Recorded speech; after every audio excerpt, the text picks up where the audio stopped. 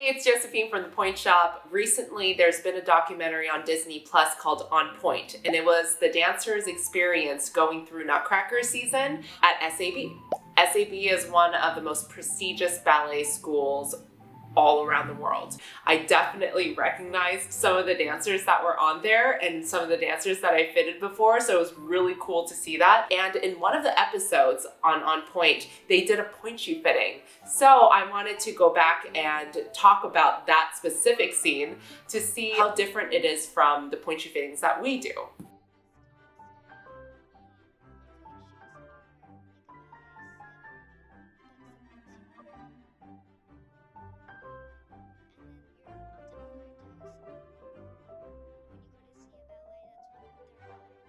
This is so cute. That little scene where the dancers are watching the older girls on Pointe, that happens at almost every school. It's the cutest thing. You have the littles and then you have the older girls, the big girls. They always just kind of look up to the older dancers. It's a very cute little cycle.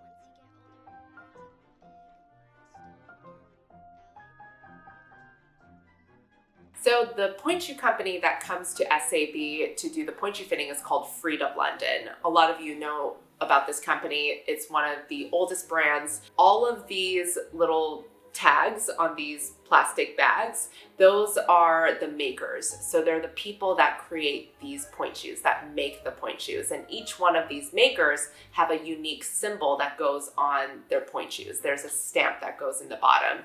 So these are very unique in that there's still a person that is attached to each shoe. Most point shoe companies still create their point shoes with their hands. They're all handmade, but Freed specifically has someone attached to it, and every single one of these makers are slightly different. So finding your maker is a big deal, and it could be a process that takes forever. Some ballerinas get so attached to their makers that they will literally retire when the makers retire because they know that they'll never be able to get their shoes again. That happened to Gelsey Kirkland. She retired when her maker retired. So if you're close to retirement and you just don't want to go through the process of finding a new maker, that's what you generally do. But it's that important to find your perfect fit. And if you do, you just kind of hold on to it.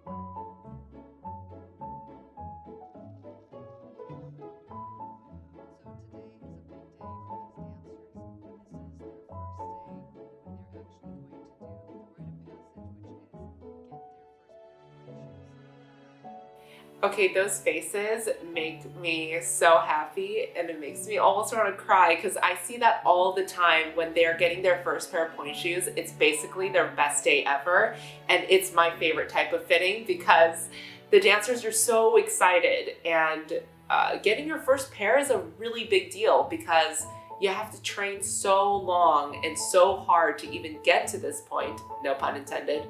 So it's a really fun thing for me to watch. And I love that I can be part of someone's best day ever.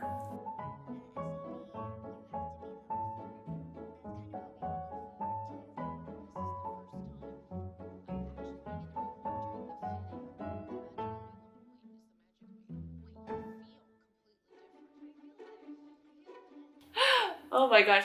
I just saw that she was in a size 2. That's a tiny little shoe. It's like this big. So she's a pretty tiny dancer. Freeds specifically are very light shoes. They use a type of glue that really crumbles under their feet, which is why a lot of dancers are able to kind of articulate more in Freed. But at the very beginning, before they're broken in, it's a pretty difficult shoe to control. So a lot of these dancers, they seem very lightweight and they look like they're floating a little bit, and that's pretty typical at the beginning.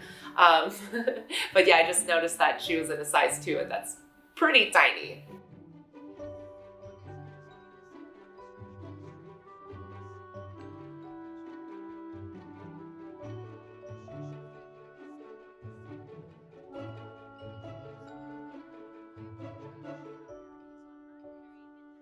That was my first pair of point shoes, Chacot Veronese. I think it was a lot more popular maybe 20 years ago.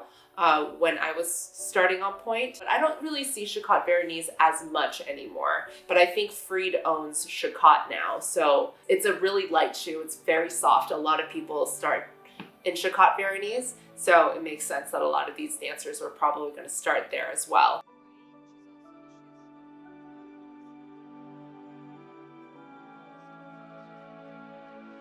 Okay, so it says in this shoe that it's a DV wing block in a size 3.5, no X. So the way that their widths work, it's 0X, that's the narrowest, and it goes 1X, 2X, 3X. So there's 4 different widths. Well, depending on the model, but most of their pointe shoes are like that. She's talking about her feet being too low profile. That means that her feet are a little bit closer to the floor. It's really skinny this way, and there's a little space between her foot and the shoe. Every pointe shoe is made on top of a last. It's like a fake foot that you kind of make the shoe on top of. It's the mold that the pointe shoe is made on top of. And Freed's, their last is shaped a little bit rounder than other pointe shoe companies. So you'll notice that a lot of pointe shoe companies, they're going to be flatter and wider instead of higher and narrower. It's really fun watching other people fit pointe shoes. I guess that's why you guys like watching me fit pointe shoes.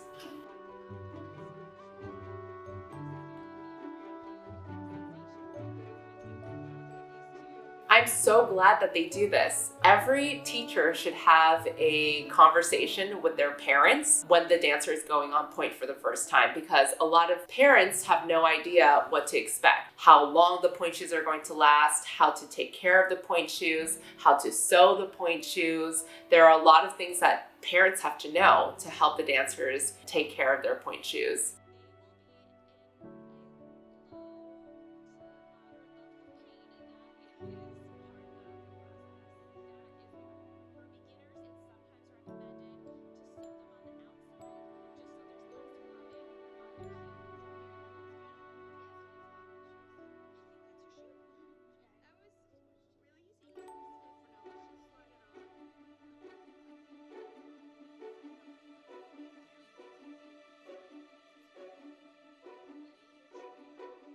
So I just saw the toe pad that they're using. It's a little bit thinner at the bottom. It's called a pro pad. And so it seems like they're starting these dancers off with really little padding, which is great so that they can feel their shoes, they can build up their callus and all of that. This particular dancer, I guess they're having a little bit of trouble with her because she's so low profile and narrow, but it looks like they're going to put her in the Chicotte Veronese.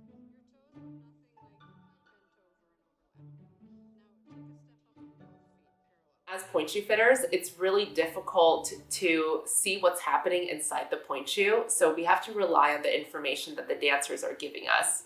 The problem with that is that most dancers, when they're going on pointe for the first time, have no idea what they're feeling. So we have to be very specific about asking questions, because a lot of times the dancers are like, how much is it supposed to hurt? Is it supposed to squeeze you? Is it supposed to be hurting you? They have no idea what you're supposed to feel. So I like that she's explaining your shoe should be snug, but none of your toes should be overlapping. These are things that you can really pay attention and figure out, because we don't have x-ray vision and we don't know what's going on inside the shoe. So this is a good explanation. That looks so much better.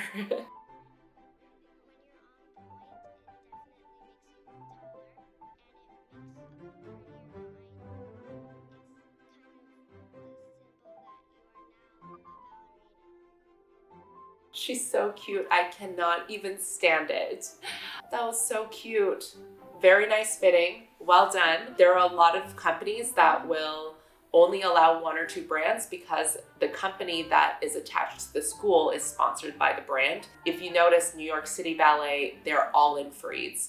SAB leads into New York City Ballet, so it makes sense that the Freed fitters would come in and do a Freed fitting for these dancers for their first pair of pointe shoes. That is a really big milestone. It's like the moment when you feel like, now you're a dancer, now you've earned it. And I love that process.